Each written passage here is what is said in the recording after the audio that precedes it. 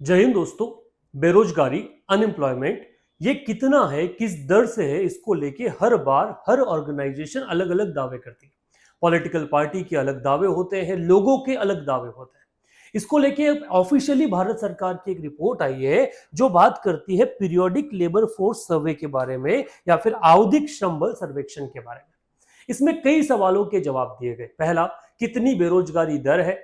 दूसरा, कि किस जाति में कितनी बेरोजगारी है।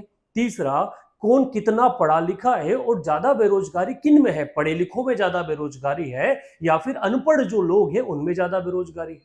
फोर्थ, ये बात करती है कि किस धर्म में कितनी बेरोजगारी है। मीन्स हिंदू में बेरोजगारी कितनी है, सिखों में कितनी है, इस्लाम में कितनी है, जैन या बौद्ध में कितनी है।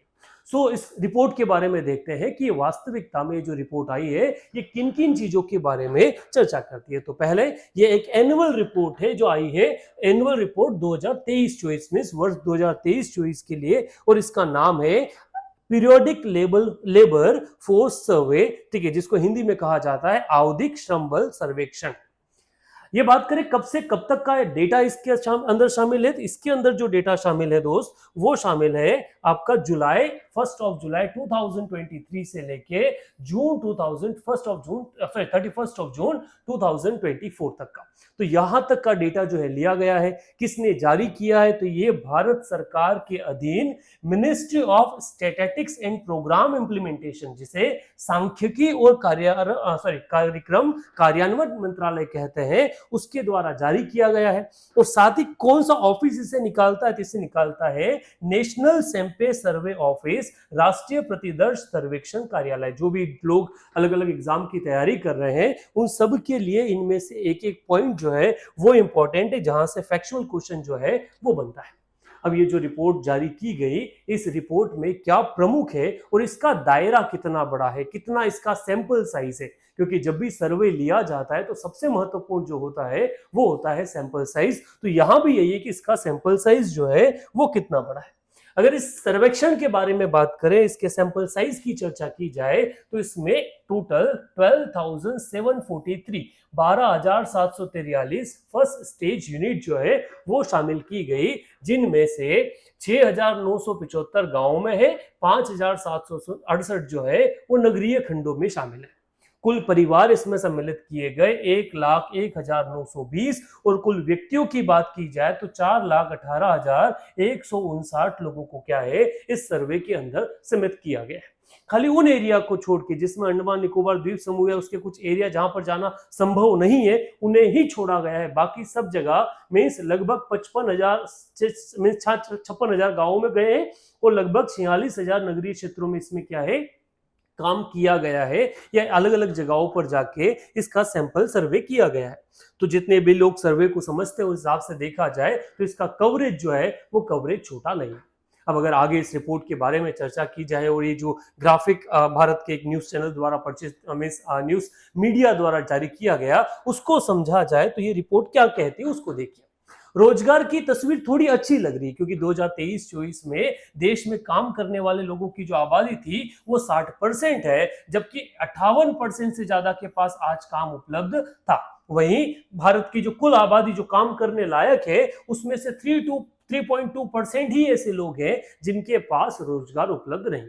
अगर इनको 3 अलग अलग पैरामीटर में समझा जाए, जैसे ग्रीन कितने कामगार और कितनों को तलाश से समझा जाए, ठीक है, कितनी आबादी के पास रोजगार है उसको देखा जाए, और लेबर फोर्स में शामिल कितने बेरोजगार है उसको देखा जाए, तो 2017-18 में जो बेरोजगारी दर थी वो थी 6%। ये घटी 2018-19 में, रही 5.8%। ये फिर घटी 19-20 में, वो रही कितनी 4.10%। ये घटने का दौर आगे भी जारी रहा 20-21 में 4.2%, ठीक है। आपका आगे जाया जाए तो 4.10% एंड नेक्स्ट 3.20% जो 22-23 में रहा, और वो के वही ट्रेंड आपका कब भी शामिल रहा, सेम ट्रेंड आपका शामिल रहा 2023-24 में। और अभी भी भारत में जो बेरोजगारी की दर है वो है 3.2%।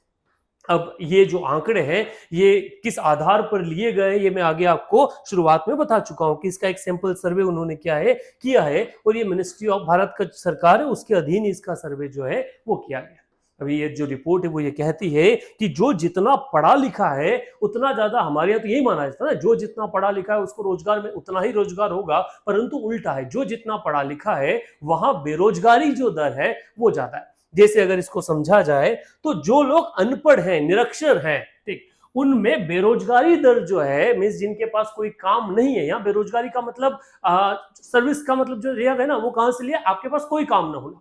तो उनमें से बेरोजगार जो है वो सिर्फ है 0.20%। वहीं अगर जो प्राइमरी तक पढ़ाई कर लिए, मीन्स 5वीं तक पढ़ लिख गए हैं, उन लोगों तक अगर बेरोजगारी की दर देखा जाए तो वो बढ़ गई है और वो है 0.60%। अगर वही 8वीं तक पढ़ा हुआ कोई बंदा है तो उसमें बेरोजगारी दर जो है वो है 1.60%, और 10वीं पास तक आ गई है बेरोजगारी की दर 1.90%।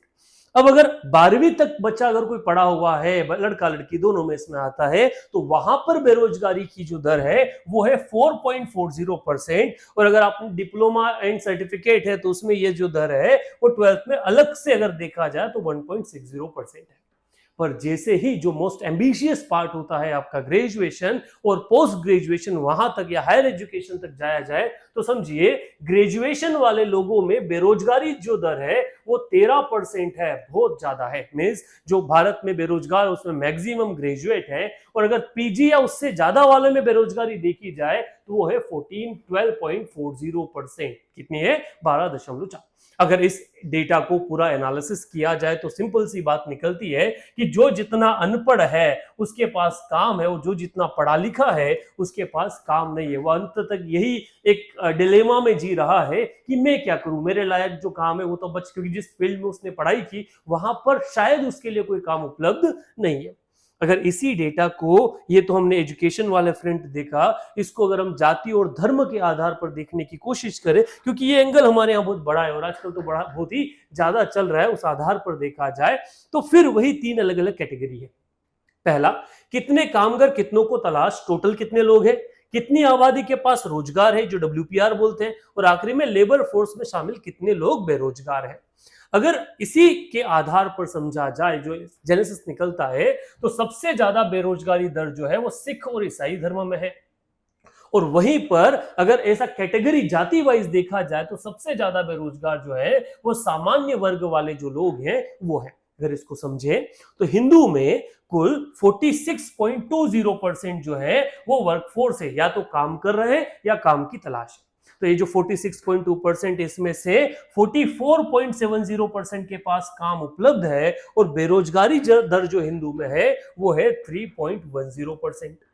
अगर ये इस्लाम में चला जाए तो 38.20% जो है वहां कामगार फोर्स है, जिसमें से 37% के पास क्या अवेलेबल है, काम अवेलेबल है। और उस डेटा को देखा जाए तो 3.20% जो है वो एक फोर्स है जिसमें बेरोजगारी है।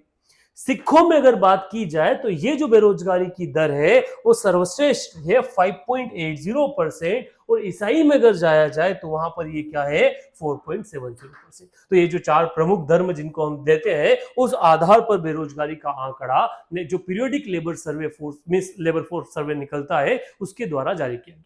वहीं अगर इसको जाति के आधार पर देखा जाए तो बेरोजगारी का जो दर SC कैटेगरी है, शेड्यूल कास्ट वाला जो कैटेगरी आता है, उसमें है 3.30%। वहीं पर ST जो शेड्यूल ट्राइब वाली कैटेगरी है, अनुसूचित जनजाति वाली कैटेगरी है, वहां पर ये जो है 1.90% है। OBC वाला जो कैटेगरी है वो है 3.10%, और जो जनरल सामान्य कैटेगरी है वहां पर सर्वश्रेष्ठ बेरोजगारी जो है वो है 3.80%। अब ये जो डेटा है, ये डेटा अलग अलग कई सारी बातें हमारे सामने रखता है। ठीक है, पहला अगर निष्कर्ष निकाला जाए तो वो निकलता है कि जो जितना पढ़ा लिखा है, जितना हम हायर एजुकेशन की तरफ जाते हैं, उतना हम खुद को सिंक्रोनाइज या लिमिट कर लेते हैं जॉब अवसर के रूप में, क्योंकि फिर हम अलग फील्ड में जॉब नहीं ले पाते।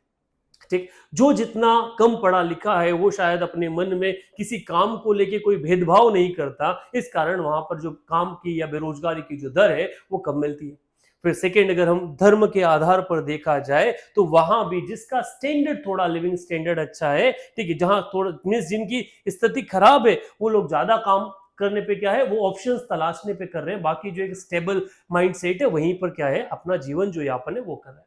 यहाँ पर अलग अलग कैटेगरी में भी देखा जाए तो जो जनजातीय क्षेत्र है वहाँ अधिकतम लोग जो है वो क्या करना चाह रहे हैं, वो काम की तलाश में है, और इसी कारण से एसटी जनजातीय लोगों में सबसे कम बेरोजगारी दर है।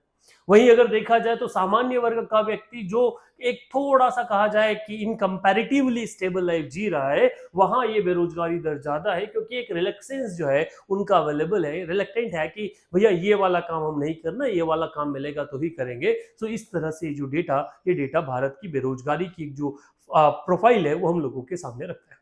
सो वीडियो को रिगार्डिंग कोई भी कमेंट है वो कमेंट बॉक्स में जरूर लिखिए।